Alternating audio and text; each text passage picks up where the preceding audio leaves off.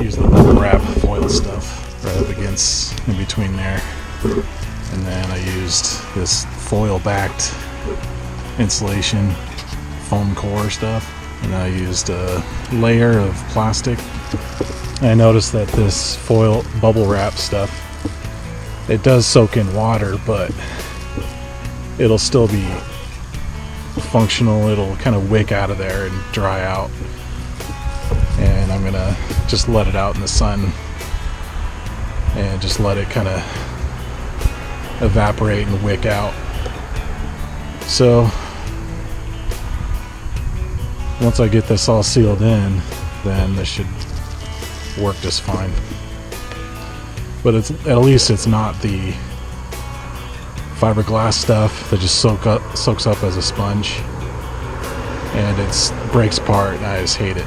So I use this stuff because it's, even if it gets wet, it's not going to destroy it.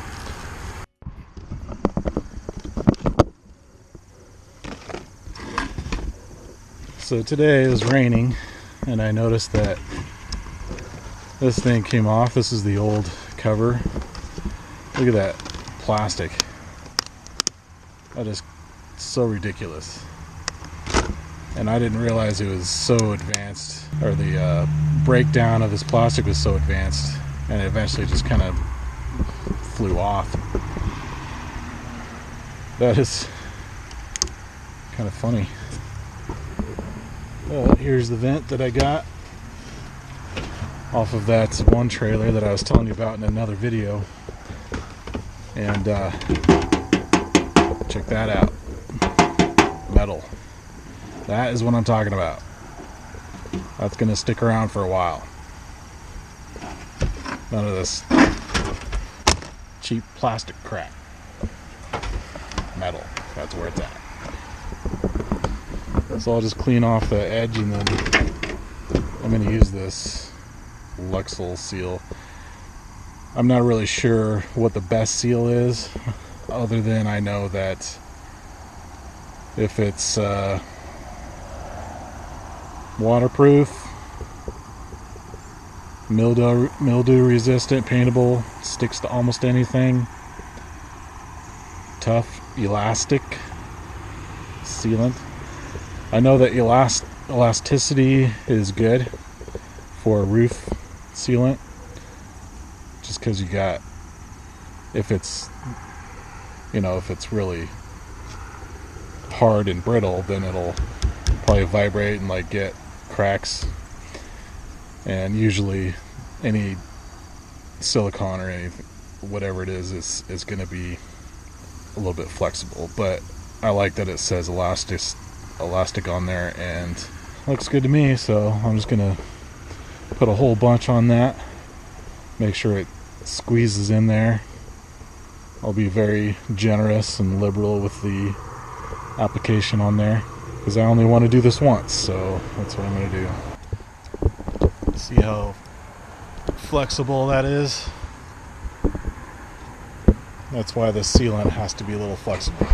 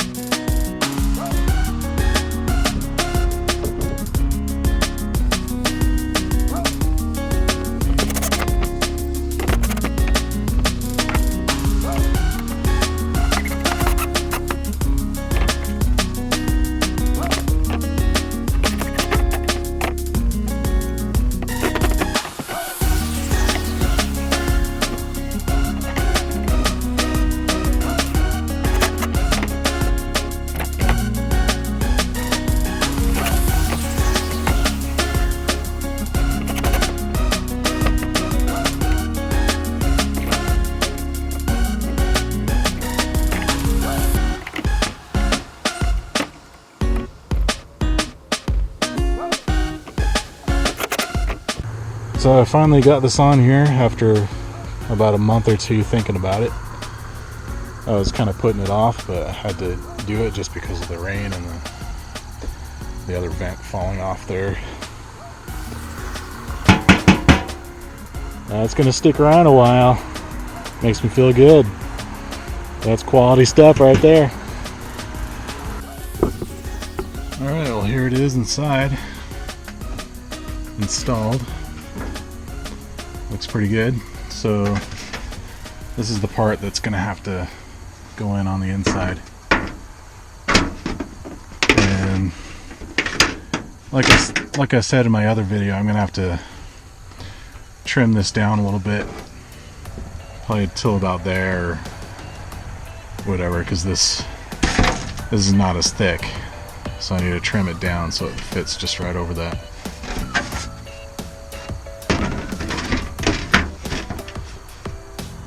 It'll fit in like that.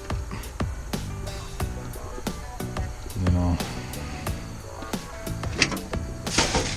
just test it out. There we go. Oh, that feels so much better to have that in there. So now whenever it rains, I don't have to worry about it getting all in there. So the one up front I'm gonna have to do later. I have a plastic thing over it, but I have to get a better fan unit thingy. I was thinking about using this one. This is a pretty good quality one that I cleaned up. Has the plastic top, but I'm not worried as much about that because I've got another vent cover for the rain there. So it'll help give it some protection from the elements and so it won't break down so fast. But I did contemplate selling this one, and maybe one of the covers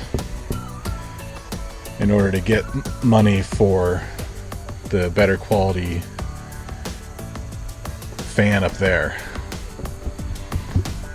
So that's what I'm contemplating. I know I want a fan up there, so I'm not sure yet. But at least this one's sealed up and I feel a lot better about that. This is the worst one out of the two, so that one